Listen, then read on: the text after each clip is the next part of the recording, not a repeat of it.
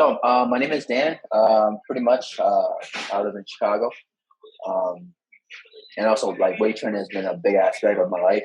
Starting when I was 13. I'm now 24. So training has always been somewhere, I've been doing for a long time, and I really got good at it. And unfortunately, the past three months is when I really got started doing bodybuilding. And I guess the work I've been putting over the years is just not going. So pretty much bearing the fruit of my labor right now. But I have been training for a while, and I love it so far. So what got you into the sport? So pretty much started back in high school. Back in high school, I was a track runner. So I ran. That was my, like my life, running. And my coach said one statement to me. He said, the stronger you are in the gym, the faster you turn out on the track. So that little statement triggered me to just associate the gym with getting fast time. And then obviously injury happened. And then I guess I couldn't run in college. So the best option for me was just to lift weights in the gym. So I just dedicate myself to the gym since track wasn't the option anymore. Gotcha. I guess I just got better and better, and I got bigger and bigger. And it was weird because a lot of people were saying, "Oh, you're huge, man," and I didn't even notice I was big. But other people started telling me you should do a bodybuilding show and all that. So that's how it all started. Did bodybuilding ever feel like an option for you, before you actually started doing it, or was it kind of just like one of those things that you heard about but never really considered? So I said before, other people were telling me to do bodybuilding. It wasn't something I really considered. I just focused on, my schoolwork, obviously doing the, 9 to 5, getting a job. But other people just kept telling me, do a bodybuilding show, do a bodybuilding show, And I was like, you know what, I'm going to give it a try, see how it is. And obviously, I have made success in it so far. All right, guys, we're going to take a quick break here just for a second. Let me tell you about Smoking Gun Coffee. They're a veteran-owned coffee company that strives to produce a quality coffee at an affordable price. They only buy coffee from small coffee farmers around the world with a cup score of at least 85. Each batch is roasted to order for maximum freshness. They also donate a large portion of their proceeds to organizations that help local communities, veterans, first responders, or you can donate to the foundation of your choice at the checkout by going to www.smokingguncoffee.com. That's SMOKIN Gun Coffee.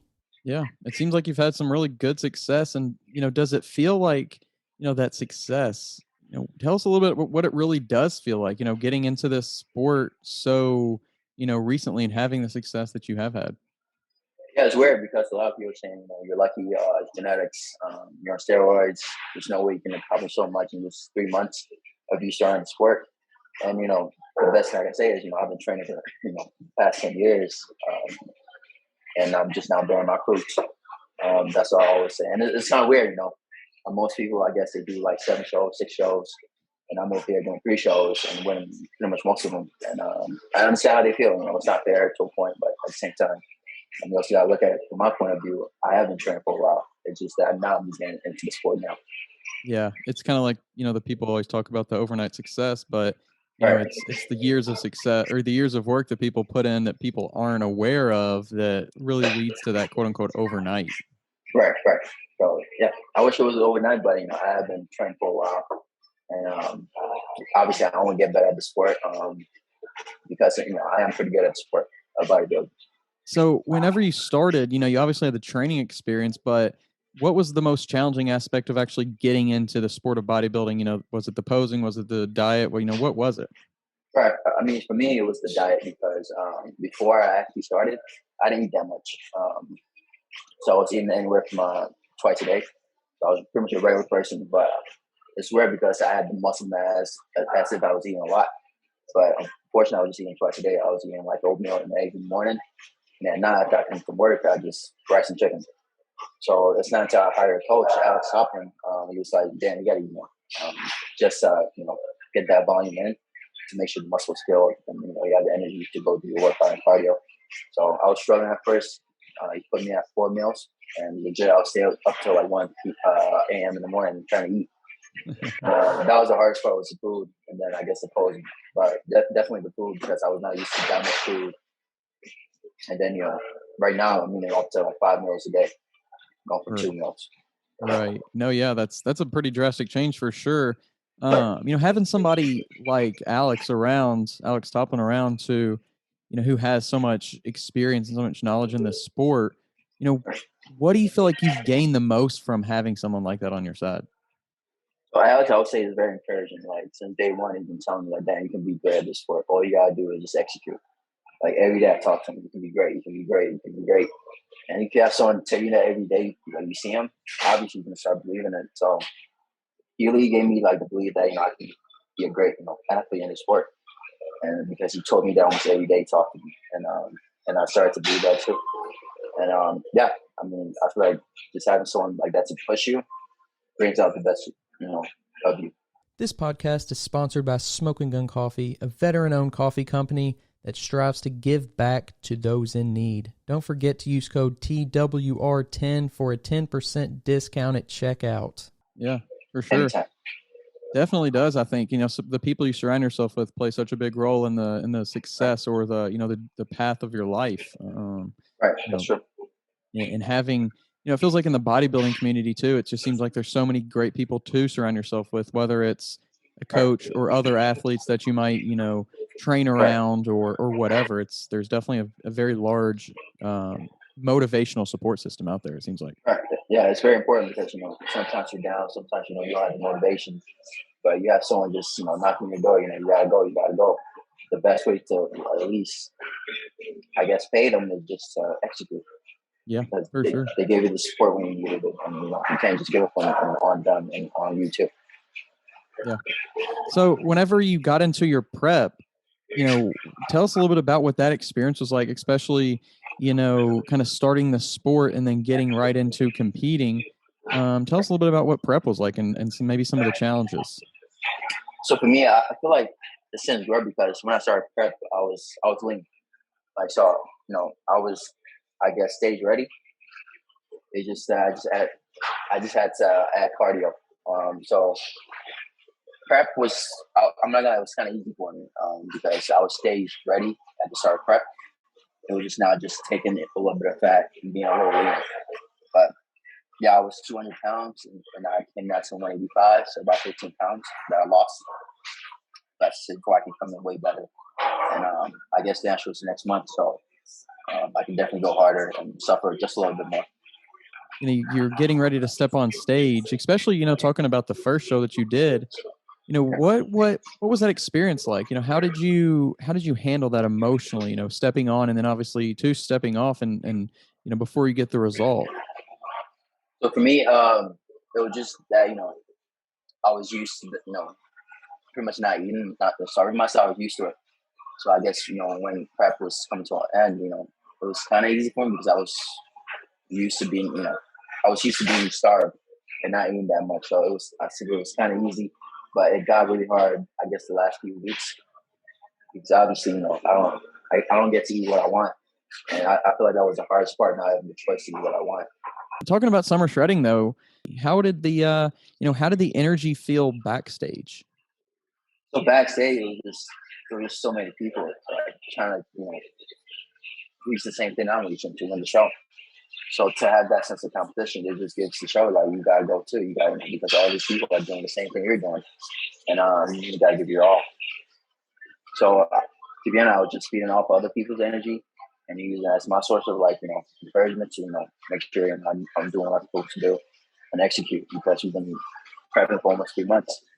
Yeah. It'd be a waste just to give up now. Right.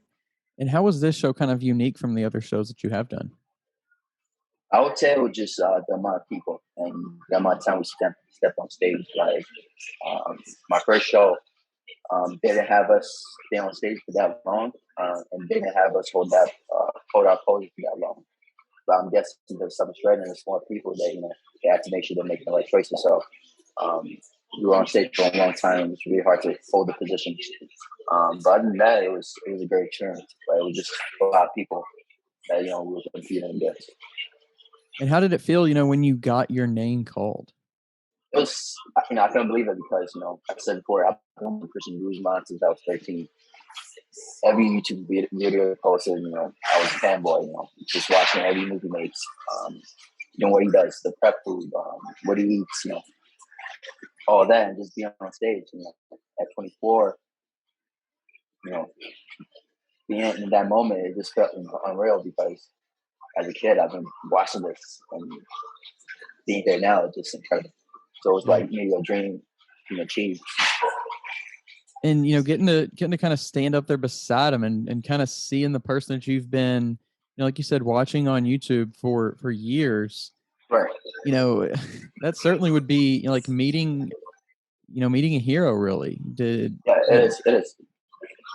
How did that? How did you take that and kind of, I'm sure in the moment it was a little bit overwhelming, but have you taken that experience and kind of really thought about that yet? Have you processed, what that actually means for you yet? So I've been watching him for a long time and seeing the way he just moved up the ranks. That's what motivated me the most. Is just that, it's okay to chase your dream. It's okay to start from the bottom and just move up. And I feel like that's why we got from Christian is that, you can start from the bottom and just move your way up just by working hard. Yeah, that's really cool. Did you ever have any doubts, along the way that maybe this path that I'm, going down, maybe it's not for me? Did you ever have any of those feelings? I mean, I also still have, those doubts. So bodybuilding is a sport of comparison, As soon as you see someone that's better and you say, oh man, maybe he's going to lose. Even on stage, there's this competitor called Sean. He had insane abs, and I didn't have that. I was like, wow, he got me on the abs. So, you got that anxiety. Pretty much you're just comparing yourself all the time as you go through, as you're backstage, as you go up on stage, that comparison is still playing there. Oh, this guy looks great. He has a great back, he has a great leg. But at that moment, it's just the time you got to lock in and be like, I've been training for 3 months, I got to execute. It's such a you versus you sport, but like you said, you're up there against all these other people, and looking at them backstage, you might have doubts about yourself. You might have second thoughts like about your training or about your diet. Did you go hard enough? All these things. Right. I can only imagine how much of like a mental battle that really would be. Yeah, I mean, it is. I said, you're always comparing. As you, even on Instagram, I feel like words. Obviously, people are posting their updates, where they are in weight and all of that, their physique, and you're over here, scrolling and you're seeing them, you're like, damn, is he better than me? Do I have to go harder too? But it has its pros and cons, and to me, I try to focus on the pros, which is I gotta make sure I'm working harder. I gotta make sure I'm doing cardio because there's another person right now I'm doing the same thing, maybe working harder than me, and I just gotta use that motivation to push myself too. Yeah. And what do you think you've learned the most about yourself along the the last couple months?